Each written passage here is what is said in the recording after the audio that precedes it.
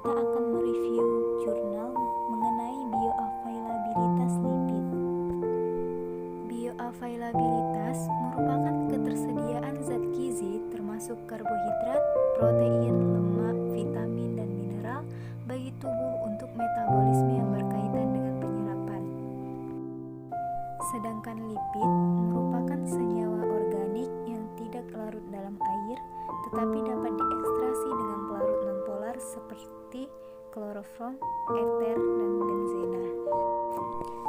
Jadi, bioavailabilitas lipid itu banyak digunakan untuk mengevaluasi pengaruh komponen bioaktif dalam menekan asupan lipid terutama kolesterol untuk menekan penyakit-penyakit degeneratif.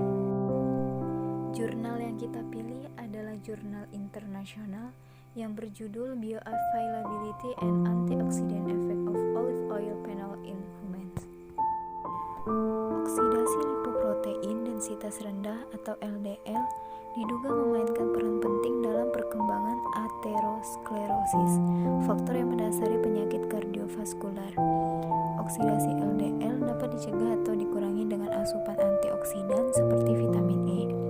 Senyawa lain dengan efek antioksidan potensial adalah fenol makanan.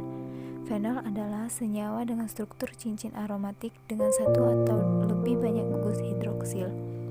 Fenol dengan 2 atau lebih gugus hidroksil menunjukkan kapasitas antioksidan in vitro, sedangkan fenol dengan 1 gugus hidroksil memiliki sedikit atau tidak sama sekali. Minyak zaitun ekstrak virgin mengandung fenol dengan 1 atau 2 gugus hidroksil. Minyak zaitun dan resiko penyakit jantung koroner menunjukkan bahwa dalam periode antara 1960 sampai 1975, pria di negara-negara Eropa Selatan seperti Italia, Yunani, dan Yugoslavia memiliki insiden penyakit jantung koroner yang jauh lebih rendah daripada pria di Eropa Utara. Perbedaan antara negara ini sebagian besar dapat dijelaskan oleh perbedaan rasio asam lemak tak jenuh tunggal dan jenuh dalam makanan.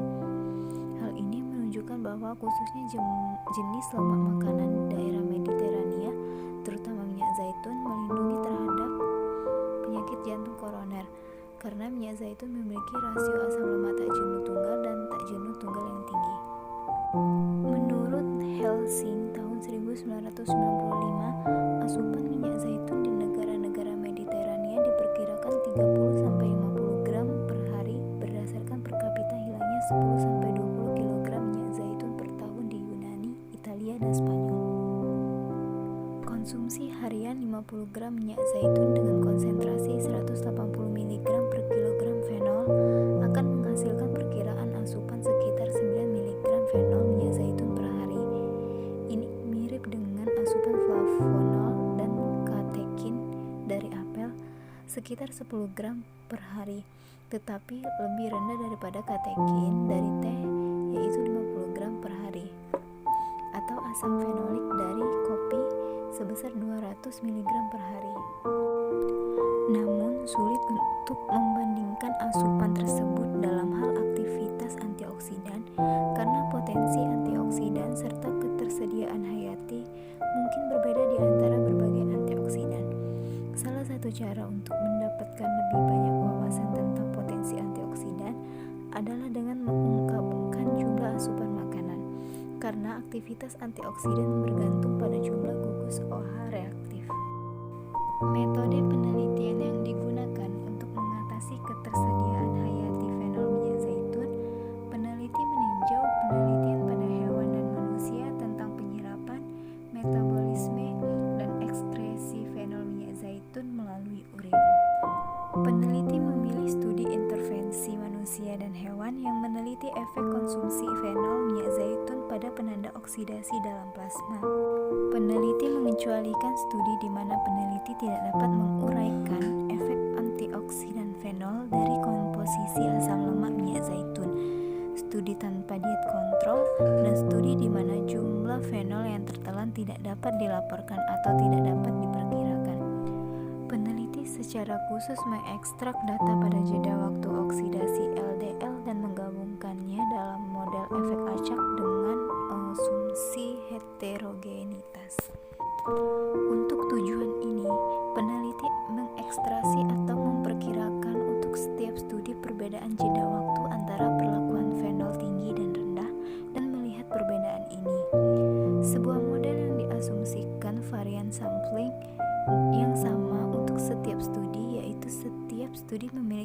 obat yang sama, dan model efek tetap dengan asumsi homogenitas menghasilkan hasil yang serupa.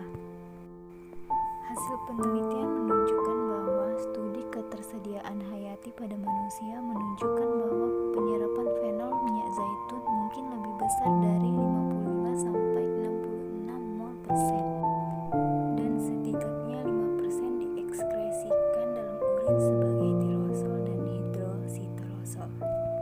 Penelitian pada hewan menunjukkan bahwa minyak zaitun yang kaya fenol menurunkan kemampuan oksidasi ex vivo partikel low density lipoprotein atau LDL, atau menurunkan penanda proses oksidatif dalam urin di tubuh. Namun, dalam 5 dari 7 penelitian pada manusia, efek fenol ini tidak ditemukan. Tidak ada data tentang konsentrasi fenol dalam plasma yang dapat dicapai dengan asupan minyak zaitun. Peneliti memperkirakan bahwa 50 gram minyak zaitun per hari menyediakan sekitar 2 mg ekuivalen hidroksitirosol per hari. Ini jauh lebih rendah daripada konsentrasi minimum fenol yang diperlukan untuk menunjukkan aktivitas antioksidan in vitro. Untuk menentukan aktivitas antioksidan sebenarnya dari fenol minyak zaitun in vivo, penelitian masa depan harus fokus pada aktivitas antioksidan dari metabolit yang sebenarnya ada dalam plasma daripada di in vitro aktivitas antioksidan dari fenol seperti yang ada dalam minyak zaitun. Asupan harian ketersediaan hayati dan jumlah gugus hidroksid per molekul, dan dengan demikian potensi antioksidan berbeda di antara berbagai jenis fenol. Oleh karena itu, sulit untuk membandingkan efek antioksidan dari fenol minyak zaitun in vivo dengan fenol dari makanan lain seperti anggur, kopi, teh, bawang, ataupun apel. Ada kemungkinan bahwa fenol minyak zaitun saja tidak mampu melindungi LDL dari oksidasi, tetapi mereka bertindak bersama dengan antioksidan lain dari banyaknya makanan nabati dalam pola makanan Mediterania. Kesimpulannya adalah meskipun fenol dari minyak zaitun tampaknya diserap dengan baik, kandungan fenol minyak zaitun dengan potensi antioksidan dalam makanan Mediterania mungkin terlalu rendah untuk menghasilkan efek terukur pada oksidasi LDL atau penanda oksidasi lainnya pada manusia. Bukti yang tersedia tidak menunjukkan bahwa konsumsi fenol dalam jumlah yang disediakan oleh minyak zaitun makanan akan melindungi LDL dari modifikasi oksidatif.